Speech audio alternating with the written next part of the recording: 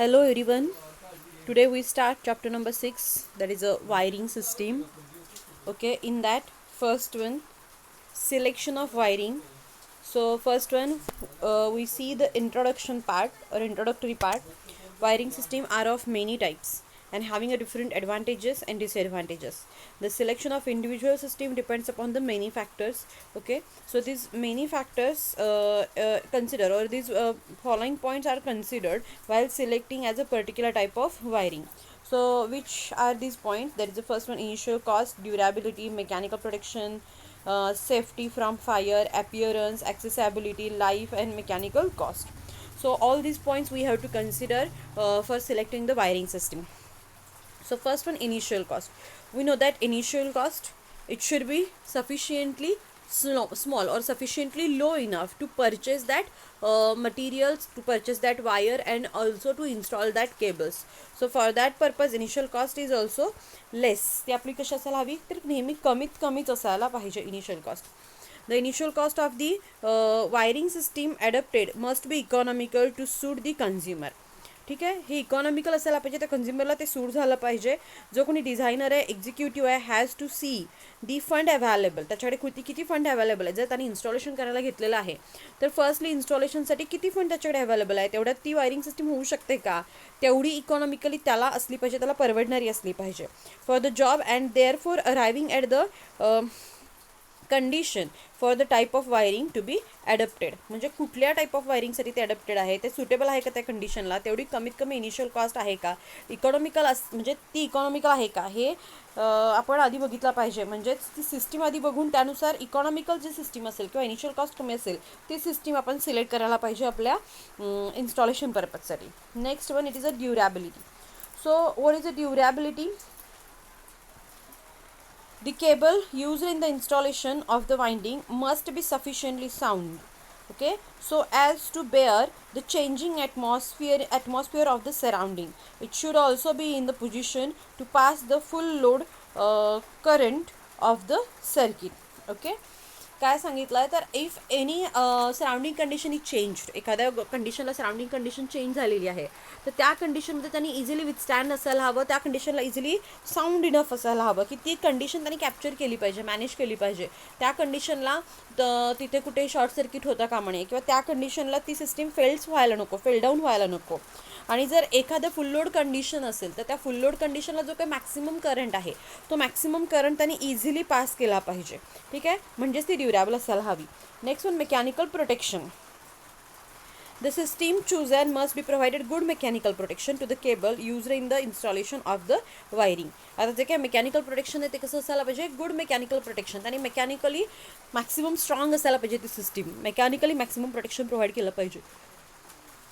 कुठं थोडासा stress, mechanical stress apply झाला की लगेच तुमची जर ती केबल सिस्टीम ब्रेकडाऊन होत असेल तर असं चालणार नाही. ती सिस्टीम विथस्टँड असायला पाहिजे. त्याच्यावरती फोर्स जरी अप्लाय झाला, मेकॅनिकल फोर्स जरी अप्लाय झाला तर त्याच्यामध्ये ती विथस्टँड असायला हवी. That is a good mechanical protection असायला हवं.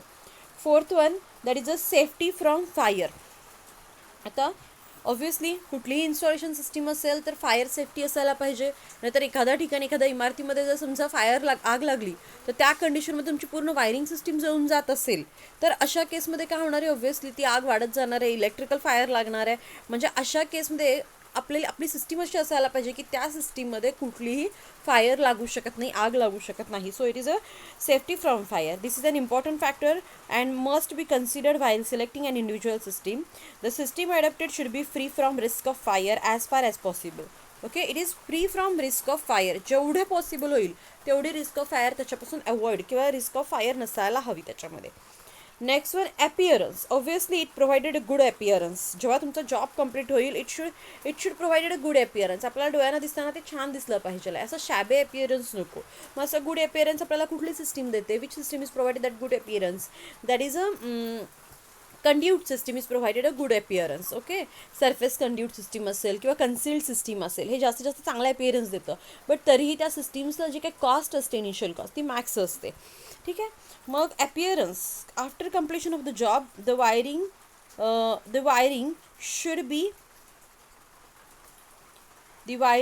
should be provided appearance attractive from the point of view concealed wiring is best. जो काही अपिअरन्स आहे तो कसा असला पाहिजे, अट्रॅक्टिव्ह असला पाहिजे. आणि जर ह्या वायरिंग सिस्टीममध्ये आपण बघायला गेलो तर जो काही कन्सिल्ड आहे वायरिंग सिस्टीम हा बेस्ट अपिअरन्स देतोय, but it's initial cost is very high. पण त्याची इनिशियल कॉस्ट कशी आहे, ही जास्तीत जास्त हायर अँड हायर आहे. Okay. CTS wiring also look attractive and has a low cost initial. आता CTS वायरिंग सिस्टीम जी काय आहे ती सुद्धा अट्रॅक्टिव्ह आहे आणि त्याची सुद्धा कॉस्ट काय कमी आहे. आता नेक्स्ट वन पॉईंट आहे accessibility. It should be easily to extend or repair the wiring. Accessibility म्हणजे काय, तर एकदा फिटिंग केलं आहे तुम्ही लाईट, एकदा फिटिंग केली आहे तुमची जी काही इन्स्टॉलेशन आहे, त्याच्यानंतर ते तुम्हाला एक्सटेंड करायचं तर एक्सटेंड करता येत नसेल तर त्याला ॲक्सेसेबल म्हणता येणार नाही. किंवा कुठे रिपेअर करायचं आहे ते रिपेअर वर्कच दिसत नाही आहे तर त्याला ॲक्सेसेबल म्हणता येणार नाही. म्हणजे मला इझिली रिपेअर करता आलं पाहिजे, इझिली एक्सटेंड करता आली पाहिजे सिस्टीम, याला आपण काय म्हणणार आहे, ॲक्सेसॅबिलिटी म्हणणार आहे. So system should be easily extend and easily repair the wiring. Next way there is a life. आता life obviously the system having a maximum life good life.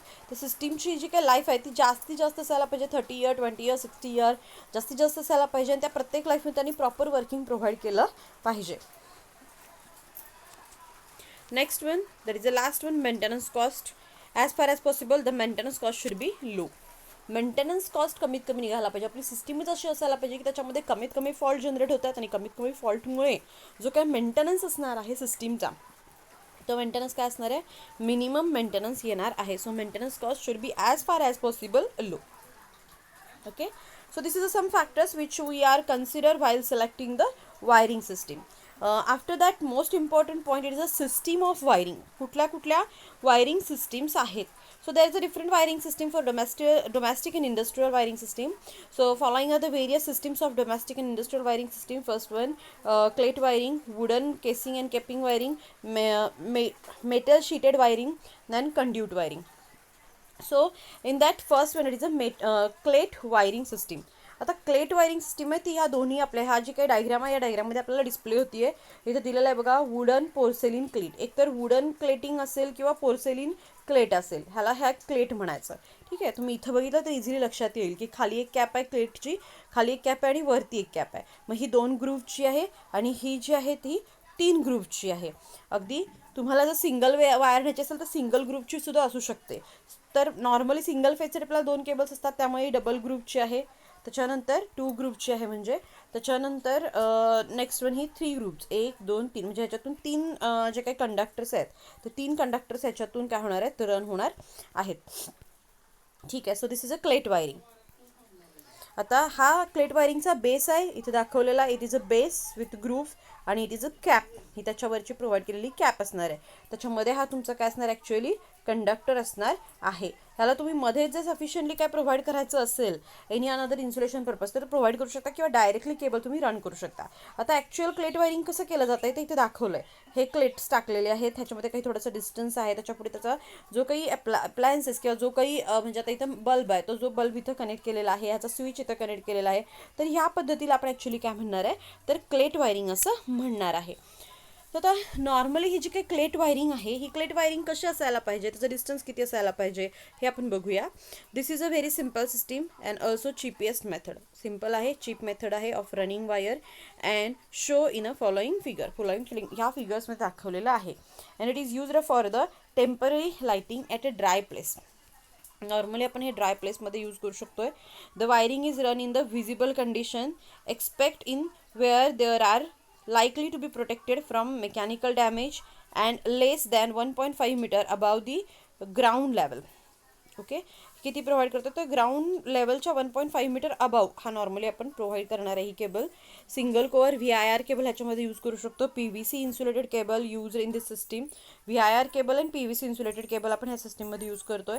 This cables are run in a groove of glaze groove cleat which are fasten in a wood. आता हे जे काय ग्रूव्ज आहेत किंवा हा जो काय बेस आहे ग्रूव्हचा तो काय केला असतोय, फास्टन केलेला असतोय. कशाला तर एखाद्या वूडला वगैरे हा फास्टन करून ठेवलेला असतोय आणि मग त्याच्यावरती आपण ही वरती काय करणार आहोत, कॅप बसवणार आहोत.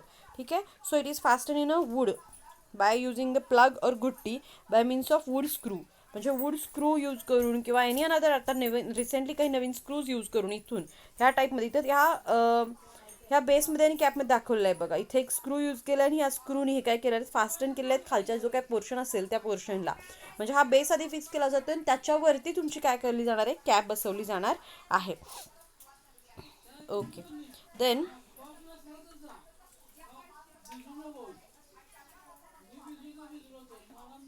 installing plate wiring system, the following points should be considered in the mind. The plate used should not be more than 60 centimeter. आता जे काही प्लेट यूज करत आहे त्यांचा जो काही स्पेस आहे तो किती नसायला हवा, तर 60 सेंटीमीटरपेक्षा जास्ती नको आहे. पार्ट हॉरिझेंटली और व्हर्टिकली, म्हणजे तुम्ही हॉरिझेंटली लावत असाल, व्हर्टिकली लावत असाल तर एकमेकांपासून 60 सेंटीमीटरपेक्षा लांब ते नको आहेत. The wire must be laid stretched between the cleat. ह्या क्लेटच्या मध्ये आपण काय करणार आहे, जी काही वायर असेल तर ह्या क्लेटच्या मधून, ह्या मधल्या पॉईंटमधून स्ट्रेच करून घेणार आहे. So as to avoid contact with the wall. आपल्याला कशासाठी ते वायर आपण स्ट्रेच करून घेतोय, तर त्याचं डायरेक्टली वॉलबरोबर कॉन्टॅक्ट होऊ नये. कारण जर वॉल जर डंप असेल किंवा वॉटर कंटेंट, मॉइश्चर कंटेंट असेल तर डायरेक्टली ते तुमच्या केबलला, कंडक्टरला लागणार आहे. आणि मग तुम्ही जर डायरेक्ट इथून स्ट्रेच करून घेतलीत, ओढून घेतलीत दुसऱ्या क्लेटमध्ये, तर खाली कुठेही सॅग राहणार नाही किंवा कमीत कमी सॅग राहणार आहे. Only proper type of cleat should be used. तो जो काही प्रॉपर टाईप ऑफ क्लेट आहे तोच यूज करा. म्हणजे काय, तर 3 grooves cleat should not be used for the 2 wires. 2 वायरसाठी 3 ग्रूव्स क्लेट यूज नाही करायचं आहे. ओके, और 2 grooves cleat for a single wire, किंवा 2 ग्रूव्स क्लेट सिंगल वायरसाठी आपण यूज करणार नाही आहोत. ठीक आहे. As a presence up to at a pressure up to 250 volt. म्हणजे नॉर्मली हे कशासाठी यूज करतोय, तर साधारण 250 व्होल्टसाठी आपण हे क्लेट वायर यूज करतोय. The distance between the cleating grooves should not be less than 2.5 centimeter. Cleating grooves जे काय आहेत, हे जे काही क्लेटिंग ग्रूव्ज आहेत ह्यांच्यामधलं जे काही डिस्टन्स आहे हे 2.5 सेंटीमीटरपेक्षा कमी नको आहे. ठीक आहे.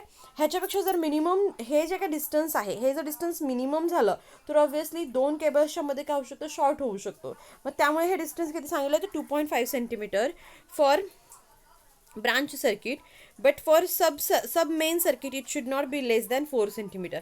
जे काही सब मेन सर्किट असेल तर त्या सब मेन सर्किटसाठी ते 4 सेंटीमीटरपेक्षा कमी नको. Sharp bend should be avoided and the spacing between the cleat under the bend should be reduced. जो काही शार्प बेंड आहे, एखाद्या ठिकाणी शार्प बेंड करायचं, इथे दाखवलं बघा, हा असा शार्प बेंड आहे, तर असं शार्प बेंड शक्यतो अवॉइडेड करायचं आहे. आणि the spacing between the cleat under the bent, असं जर बेंट असेल तर ह्या जे काही 2 क्लेट्स आहेत, ह्या 2 क्लेटमधलं जे काही स्पेसिंग आहे ते स्पेसिंगसुद्धा आपल्याला रिड्यूस करायचं आहे. जर असा बेंट असेल तर इथे दिसते आपल्याला हे डिस्टन्स जास्ती आहे, आणि ह्या बेंटमधलं जे काही डिस्टन्स आहे तर बेंटमधलं डिस्टन्स, बेंटमध्ये जे काही क्लेट यूज केलं त्याच्यातलं डिस्टन्स कमी आहे. कारण का, तर हा शार्प बेंड आहे, मग ह्याला प्रॉपर प्रोटेक्शन असा पाहिजे, आणि ते प्रॉपर प्रोटेक्शन ह्या 2 क्लेटनी, ह्या 2 साईडच्या जवळजवळ प्रोव्हाइड केलेल्या क्लेटनी प्रोव्हाइड केला जातं आहे. Within 2 meter above the floor, the wiring must be run in wooden casing. Within 2 meter above the floor, the wiring must be run in a wooden casing or conduit. तुम्ही काय करू शकता, wiring हे wooden केसिंगमधून किंवा कंड्यूटमधून run करू शकता. And the end of the conduit must be filed to round off the corner.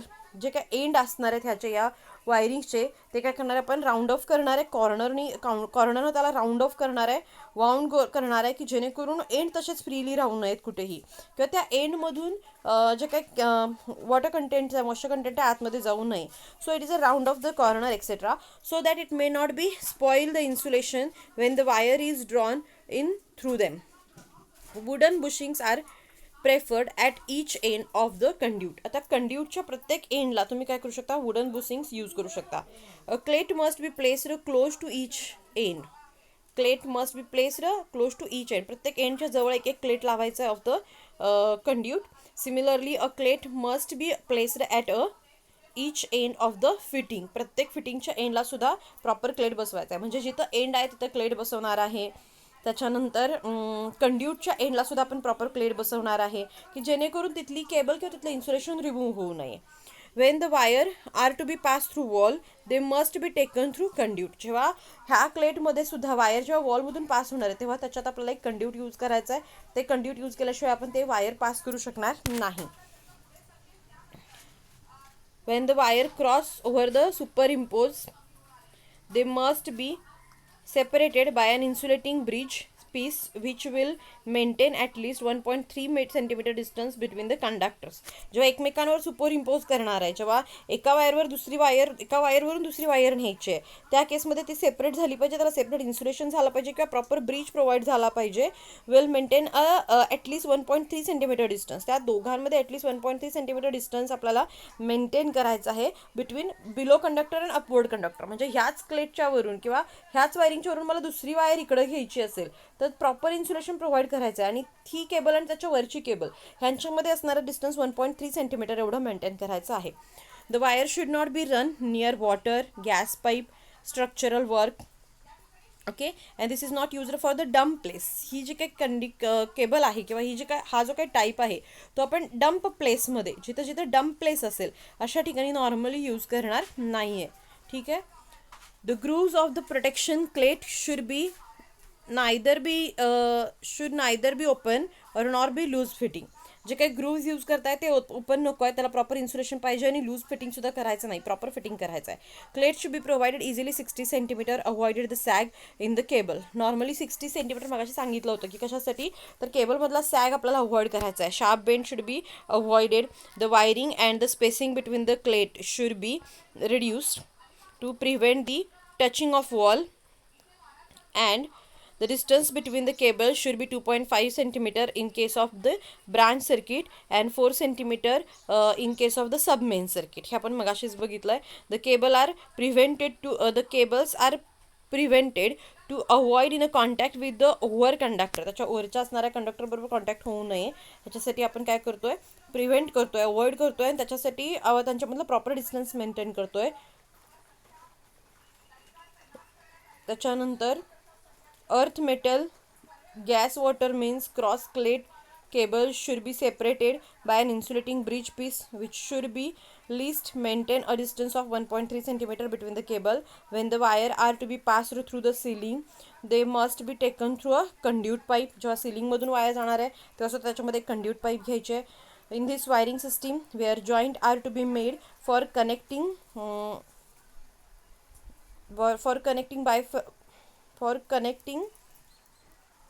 bifurcating wires, wooden or other insulating material junction box with.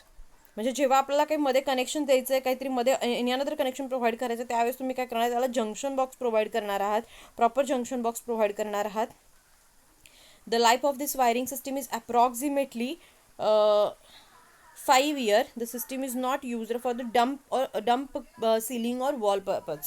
जिथे dump ceiling किंवा वॉल आहे, डम्प वॉल आहे, अशा केसमध्ये म्हणजे मॉइश्चर कंटेंट वॉल आहे, तिथे आपण ही क्लेट वायरिंग यूज करू शकत नाही.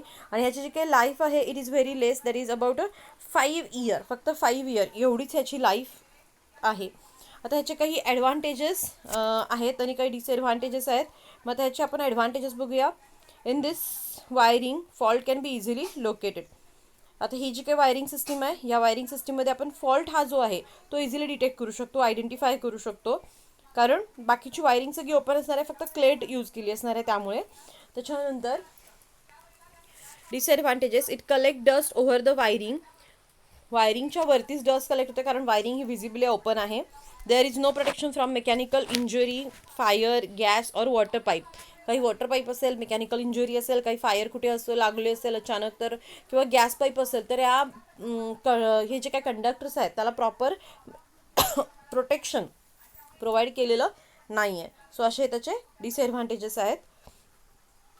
Second one system, it is a wooden casing and capping wiring system. इथे तुम्ही बघू शकता की केसिंग केपिंग म्हणजेच काय की काही एक तर कॅप आहे, एक बेस आहे. ठीक आहे, तर इथे दिसतंय हे वुडन पट्टीच्या आतमध्ये आपली वायरिंग सिस्टीम असणार आहे, किंवा नॉर्मली हे तुम्ही बघू शकता खाली बेस आहे, खाली केसिंग आहे आणि त्याच्यावरती कॅपिंग आहे.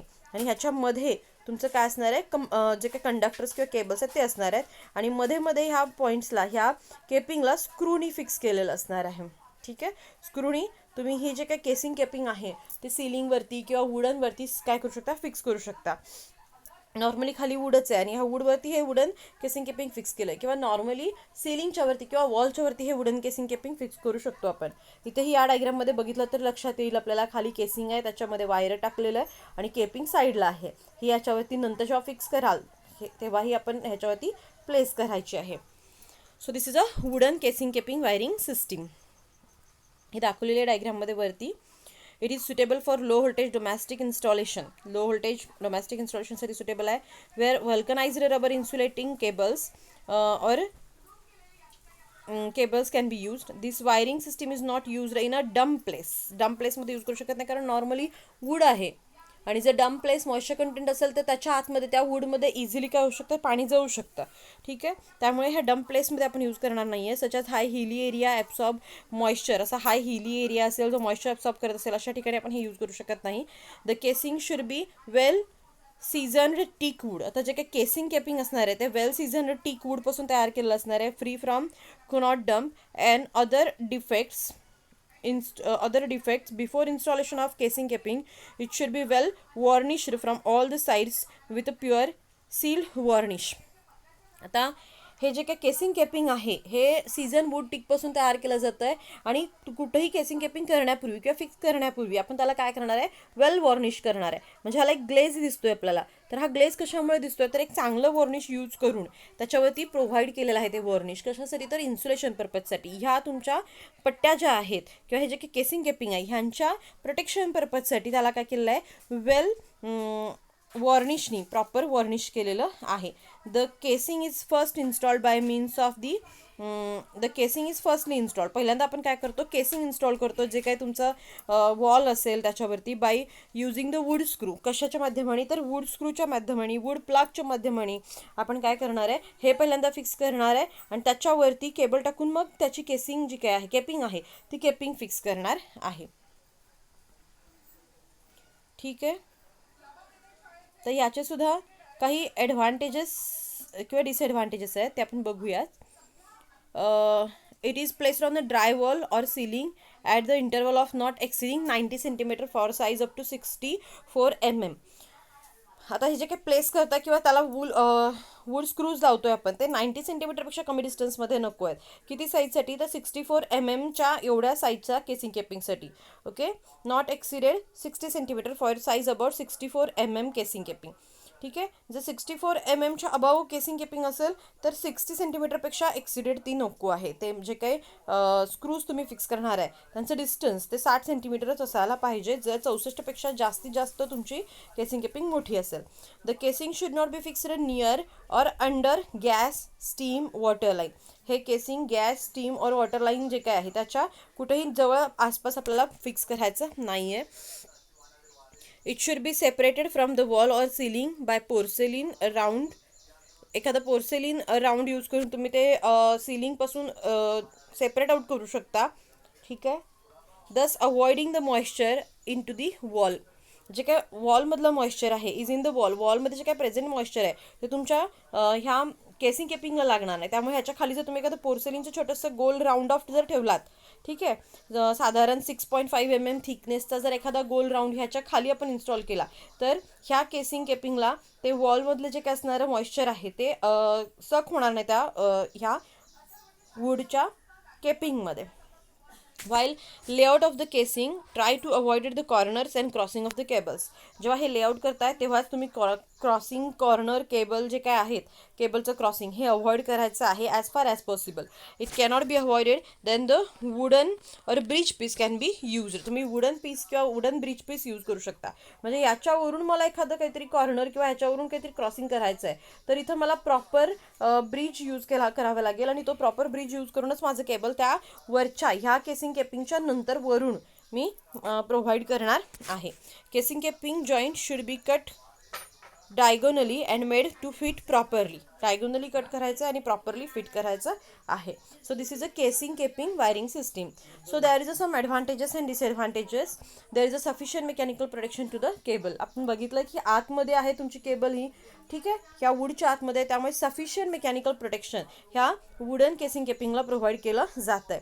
आता ह्याची कॉस्ट जी आहे ती लेबर कॉस्ट जी आहे हे काय असणार आहे, कंपॅरेटिव्हली हाय असणार आहे. डिसएडव्हान्टेज आहे त्याचा आहे की त्याची जी काही लेबर कॉस्ट आहे it is comparatively high. The system of wiring suitable for dry place only. जिथे डम्प प्लेस आहे, मॉइश्चर कंटेंट आहे अशा ठिकाणी आपण हे यूज करू शकणार नाही. की नॉर्मली पाणी जर प्रेझेंट असेल, वॉटर कंटेंट प्रेझेंट असेल तर ऑब्व्हियसली तुमची जी काही केसिंग केपिंग आहे ती केसिंग केपिंगच काय होणार आहे, ते मॉइश्चर सक करेल आणि त्याच्यामुळे ती केसिंग केपिंग खराब होऊन जाईल आणि डायरेक्टली आतमध्ये वॉटर फ्लो होईल, तुमच्या कंडक्टरला लागणार आहे. The life of the system is about 20 years. There is a great risk of fire. ह्या सिस्टीममध्ये फायरची रिस्क आहे, कारण वूड आहे, त्याला इझिली आग लागू शकते. So it is a great risk of fire. एखादं शॉर्ट सर्किट झालं, स्पार्क उडाला, तरी इझिली तुमच्या ज्या काही केसिंग केपिंग पट्ट्या आहेत त्या केसिंग केपिंग पट्ट्यांना आग लागू शकते. It is difficult to find a fault. पट्टीच्या आतमध्ये केसिंग केपिंगच्या मध्ये तुमचं केबल आहे, त्यामुळे फॉल्ट फाइंड आउट करणं जरा डिफिकल्ट आहे as compare to other system. Its erection is not very simple and there for require more time and labour. ह्याचं इरेक्शन अगदी सिम्पल नाही आहे, त्यामुळे ह्याला जास्तीत जास्त टाईम लागणार आहे आणि जास्तीत जास्त लेबर्स आणि लेबर कॉस्ट ही रिक्वायर्ड असणार आहे. सो ह्याचे डिसएडव्हान्टेजेस आहेत. आता त्याच्यानंतरची जी सिस्टीम आहे ती मेटल शीटेड वायरिंग सिस्टीम. आता मेटल शीटेड वायरिंग सिस्टीम म्हणजे काय? मगाशी बघितलं ते वूड केसिंग केपिंग म्हणजे वूड होतं यूज केलेलं. मेटल शीटेडमध्ये नॉर्मली मेटल इज यूज्ड. ठीक आहे, नॉर्मली मेटल यूज केला जाते कशासाठी? To provide the cover over the your conductors. ह्या सिस्टीममध्ये दिसते बघा मेटल शीटेड. हे बघा मेटल इथं प्रोव्हाइड केलेलं, इथं प्रोव्हाइड केलेलं, ह्याच्या आतमध्ये तुमची केबल असणार, इथे मेटल शीटेड आहे हे. ठीक आहे, आता ह्याच्यामध्ये एक टाईप आहे that is a lead शीटेड wiring system, आणि हा जो आहे तो लीड शीटेड वायरिंग सिस्टीम आहे. तुमची केबल कुठेही दिसत नाही आहे, ह्याच्यावरती लीड प्रोव्हाइड केलेलं आहे आणि इथंच काय केलेलं आहे तर काही मेटलच्या क्लिप्स यूज केलेल्या आहेत. ही एक क्लिप, ही एक क्लिप, आणि ह्या क्लिपनी त्या वायर्स काय केलेल्या आहेत फिक्स केलेल्या आहेत. तर ह्याला आपण लीड शीटेड वायरिंग सिस्टीम असं म्हणणार आहे आणि ह्याला मेटल शीटेड वायरिंग सिस्टीम असं म्हणणार आहे. ठीक आहे, आता हे जे काय मेटल शीटेड वायरिंग सिस्टीम आहे, ही मेटल शीटेड वायरिंग सिस्टीम आता आपण बघूयात. त्याच्यामध्ये first one type lead शीटेड wiring system.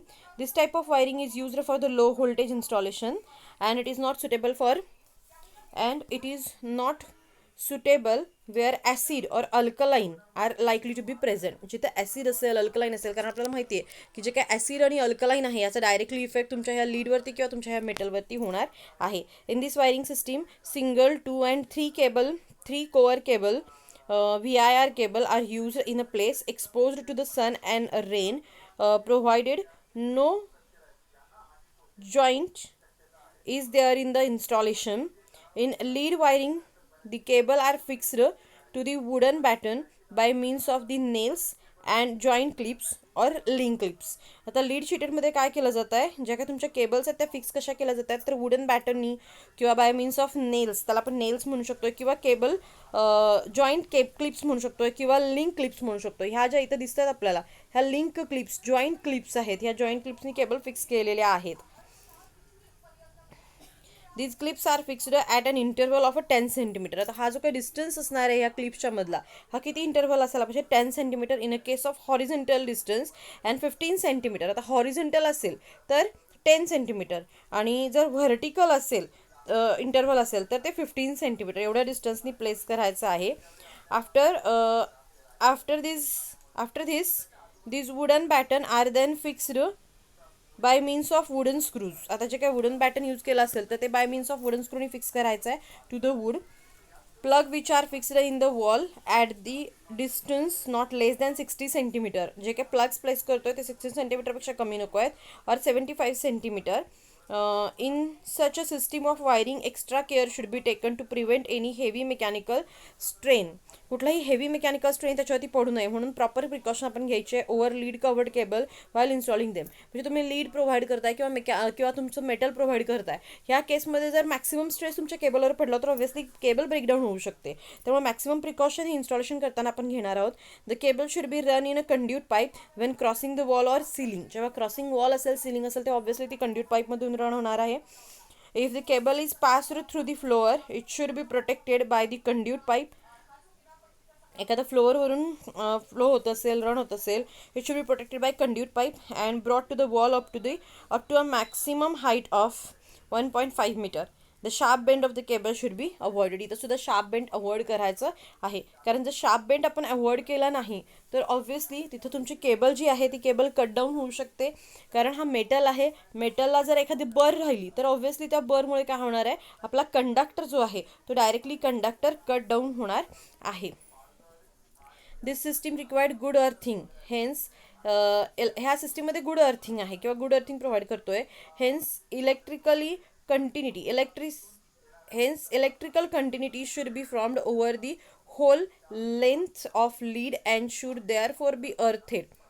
कारण इलेक्ट्रिकल कंटिन्युटी ही सगळ्या लीड बरोबर किंवा कंडक्टर बरोबर तुमच्या राहणार आहे किंवा तुमच्या कंड्यूट बरोबर राहणार आहे, त्यामुळे प्रॉपर अर्थिंग प्रोव्हाइड करणं गरजेचं आहे.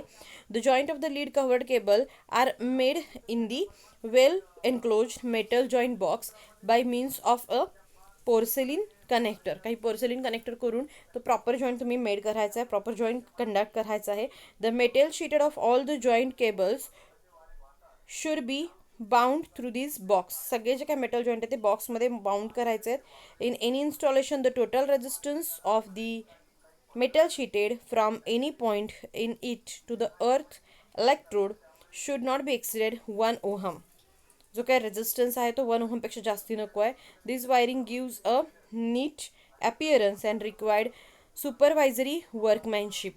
हा अपीअरन्स चांगला देतोय पण सुपरवायझरी वर्कमॅनशिप लागत आहे. कारण जर ह्याला प्रॉपर सुपरवायझर दिला नाही तर वर्कर काय करणार, फास्ट वर्क करणार किंवा प्रॉपर वर्क करणार नाहीत आणि त्यामुळे तुमच्या केबल्स मे बी त्या केबल्सची लाईफ कमी होऊ शकते जर तिथे बर राहिली किंवा प्रॉपर मेटल केसिंग केपिंग झालं नाही किंवा प्रॉपर मेटल प्लेस झालं नाही किंवा लीड प्लेस झालं नाही तर. This system is very costly and generally used for the large building, hospitals and for the short distance servicemen in the domestic wiring. Life of this wiring system is 30 year and more. ह्या wiring सिस्टीमची जी काय life आहे ती 30 years आहे आणि त्याच्यापेक्षा जास्ती आहे. तर ह्याचे पण काहीतरी ॲडव्हान्टेजेस डिसएडव्हान्टेजेस आहेत ते आपण इथे बघूया. There is a advantages book first one. There is a sufficient mechanical protection to the cable due to the lead sheeting on the cable. केबलच्या वरती लीड शेटिंग आहे किंवा मेटल शेटिंग आहे त्याच्यामुळे सफिशियंट मेकॅनिकल प्रोटेक्शन प्रोव्हाइड केलं जातं आहे. Protection from fire also good in this system. फायरपासून proper protection provide केलेलं आहे. This system provide good protection from dampness if the end of the cables are properly sealed. Properly end हा round off केला असेल तर हा काय करणार आहे, प्रॉपर प्रोटेक्शन अगेन्स्ट डम्पनेस किंवा अगेन्स्ट मॉइश्चर प्रोव्हाइड करणार आहे. आता काही याचे डिसएडव्हान्टेजेस आहेत. This system of wiring is expensive. जास्ती साहजिकच आहे की लीड आहे आणि मेटल आहे त्यामुळे हे सिस्टीम ऑफ वायरिंग जास्ती एक्सपेन्सिव्ह आहे. Insulation of cable can be damage due to the bad workmanship. जर बॅड वर्कमॅनशिप किंवा प्रॉपर तुमचं जो काय मेटल कंड्यूट किंवा लीड शेटिंग प्रॉपरली त्याची बर रिमूव्ह केली नाही तर तुमच्या केबलचं इन्सुलेशन डॅमेज होऊ शकतं. This type of wiring is not suitable when fumes or acids are present. जिथं फ्युम्स किंवा ॲसिड प्रेझेंट आहे अशा ठिकाणी ही सिस्टीम सुटेबल नाही, कारण त्या फ्युम्स आणि ॲसिडचं केमिकल ॲक्शन होणार आहे तुमच्या मेटलबरोबर किंवा तुमच्या लीड बरोबर. त्यामुळे ही फ्युम्स किंवा ॲसिड किंवा केमिकल इंडस्ट्रीजमध्ये आपण ही सिस्टीम यूज करू शकणार नाही. तर हे काही याचे ॲडव्हान्टेजेस आणि डिसएडव्हान्टेजेस आहेत. It is a metal शीटेड. आता नेक्स्ट वन जी काय सिस्टीम आहे that is a conduit wiring system. आपण ही नेक्स्ट सेशनमध्ये बघूयात. Okay, thank you.